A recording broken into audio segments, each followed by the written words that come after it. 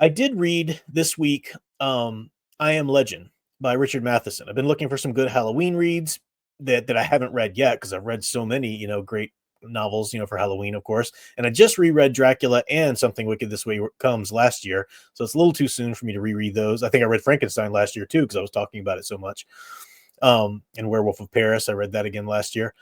But Doug Brody, of course, you guys know my friend Doug Brody, who I've had on the channel. He was telling me he recommended out of the blue uh, Hell House by Richard Matheson, which I actually hadn't read yet either. And he was saying it's just one of the best haunted house books he'd ever read. And so I was like, all right, I'll put that on my list this year. But before that, a while ago, I had started reading I Am Legend by Matheson, and I never finished it. So I thought, well, yeah, I got to finish that first. I can't read one of his next books without finishing this first. So I finally got through I Am Legend. And I have started Hell House. And so far, Hell House is good. So far, Hell House is interesting, but I've really just started it. I'm just in the first few chapters of it. So I can't really, say anything about it. But the thing that I don't, that I have to say about I Am Legend, I'm not really a big fan of that book at all. I'm not really a fan of the story at all. The only other book of Matheson I'd read before that was Somewhere in Time. Now, I tend to like a lot of Matheson's stories as they're translated for the screen. So the movie Somewhere in Time, or like the Twilight Zone episodes that he had written, a lot of the TV stuff that stuff that he had written for TV, I tend to like those a lot. And that's because the writer writes a script, but there are other people responsible for the story by the time it makes it on a broadcast. I mean, you've got directors changing the story to fit their vision. You've got producers chiming in. You've got the actors, portraying the characters in the way that they see fit, and so forth. And so after reading I Am Legend, I'm thinking, do I just not like Matheson's work? Just in general, I'll tell you why and what I didn't like about it. What I didn't like, the big thing I didn't like about both Somewhere in Time and I Am Legend, I do love the ideas. I love the concept. What a cool concept, both Somewhere in Time and I Am Legend. Man, that's great. And there were so many things about I Am Legend that I was really digging, like how this Robert Neville guy has eked out a new life in this sort of vampire apocalypse, how he's living day to day, and it's fascinating. And Matheson can get you completely invested in, like him finding the dog. You're like, oh, I want him to find the dog too. I want this to be okay and everything. And Matheson is a bit nihilistic, both Somewhere in Time and I Am Legend, just sort of like, oh, those hopes and dreams you just had, man, that didn't work out.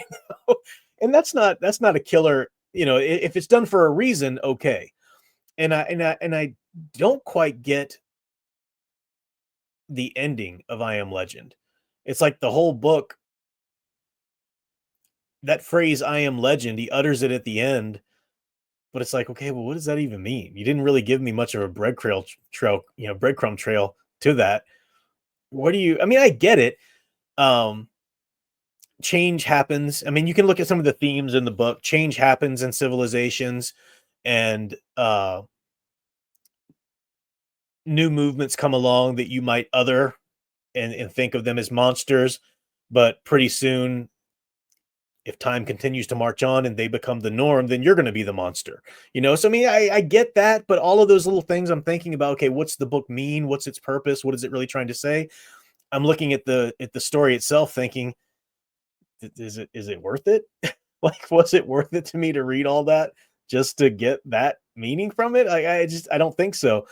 The biggest mark I have against it, though, is Matheson cannot write a man. His men are so emotional, whiny little head cases.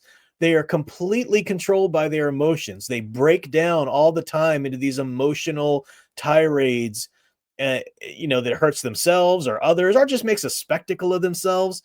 I'm like, man up, for crying out loud. Matheson, do you know what a real man is supposed to be like? And maybe this is just something for me and my taste. I can't abide being around, even in real life. I can't even abide being around a man who doesn't have control of his emotions, whether or not he's lashing out in anger all the time, or lashing out and crying all the time, or oh, this is really upsets him and this and that. I'm not saying that a man has to be a block of wood and never ever emote. Hey, there are things in life that maybe you do cry about, or maybe you do this or that. I'm talking about those people, and we all know them, who are just emotional water balloons. They're just going to blubber over at any given point. Or self-loathing or anger or just breaking down and crying. I can't stand to be around that. I think that's a real disorder in a man.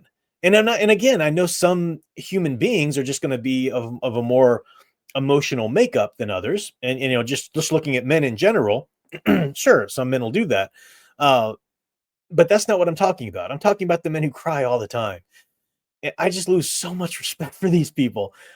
Even people that I really do respect, like Father Mike Schmitz. I love Father Mike Schmitz. He's a wonderful Catholic priest. He's got a great ministry, but that dude will start crying. And as soon as I hear his voice like catch, I like next video, skip ahead. I can't deal with this, man. Stop it. Stop it. you know, I just don't get. I just don't get. I can talk about my daughter's brain surgery and I'm not going to choke up and cry. I can talk about, I don't get that. Man up. Come on. And if you've got something that's constantly triggering you and constantly pushing you to that edge over and over again, that's not just somebody who has more of an emotional makeup. That's somebody who's repressed their emotions. And see, that's not what I'm arguing for. I'm not saying you got to push all that down and never release it. Never. I'm not saying that at all, because when you push it all down and you never release it, that's when it comes up anytime, anywhere. And you start crying or get really angry if somebody said this because it triggered an inner wound that you had. No, those inner wounds, those things that you have, you got to take the horrible time and the horrible experience it is to feel them, to heal them, to process them, do what you need to do, go to therapy if that's what you need to do, but take care of your crap so you don't keep bubbling over and blubbering in public or whatever. That's what you do. You have to be a it sounded great for some. I'm glad I'm the emotional one in the family. Yeah, and this doesn't count for women. Like I said, I'm talking about men. Men should be a little more, have it together a bit more. So anyway, Matheson's characters are like that. They're constantly somewhere in time. That dude, oh my gosh, I just wanted to give him a candy bar and a tampon and part ways with him. He was just ridiculous. He's always whining and crying. And Robert Neville is always going to these drunken binges and getting angry and mad at himself and just like, shut up, stop it. So far, Hell House, you got a mixture of characters. There's not one main character in Hell House. So you got a mixture of characters. And so far, I'm not really, it's a little bit better. There's two men and two women that are kind of our main four characters that we're following. So hopefully that'll be a better experience. But anyway, that's my thoughts about and that's not like an analytical review I'm giving you. I'm just giving you my own personal experience with the book, what I liked about it, what I didn't like about it. So far, Matheson for me has been one of those people, kind of like a Grant Morrison. He has really cool ideas, and I love the ideas he has and some of the settings. But when it comes to execution, I'm just like, fail. That's just me. So yeah, that's me. Leia plus size. I just caught this.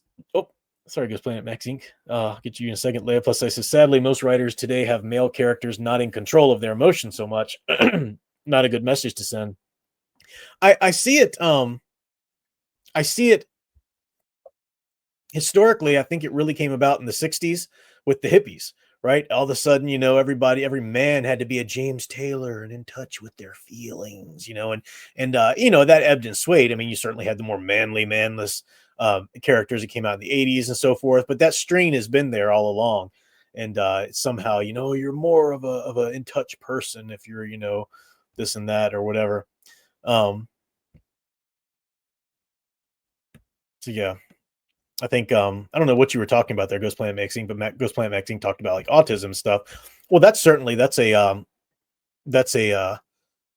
different, whole different way. Like my daughter with her autism, it's the way I like to describe people is those on the autistic spectrum, and then you've got the neurotypical people who are getting to the point where they're not all that typical anymore because autism is growing and growing and growing, but their neuro processes happen differently. So they're going to express emotions or lack thereof differently. It's just the way the brain works. So that's not really what I'm talking about either. I'm talking about, men of a neurotypical brain, dude, man up. Imaginative Hobbyist, thank you for the super chat there. Said, fun fact Arnold Schwarzenegger almost played Robert Neville in the 1990s version of I Am Legend. First, Sir Ridley Scott was to direct. I had no idea about that. That's pretty interesting. Yeah, I've never seen the Will Smith version, and I won't because I just don't like Will Smith. Long before the whole slap and the Chris Rock thing, even in the 90s when everybody was like, Will Smith is amazing, I just never got it. I mean, I'm not like against him. I don't have like vitriol against him. I just I don't like his movies. He just seemed to me like all of the class clowns I went to middle school with. Like I didn't see what was so charismatic or what's so great about him. I did kind of see the same character over and over in all the movies, and it did tick me off that he was cast in everything for a while there. Like I'm a huge Wild Wild West fan. You know, the old '60s show Wild West, love it. And I was so mad when he was cast as West, and I was like, that's not Jim West. Come on, stop it. You know, and he did. He just came in with his cowboy hat. Yo, I'm a Will Smith thing. I'm like, oh, stop it, stop it, stop it.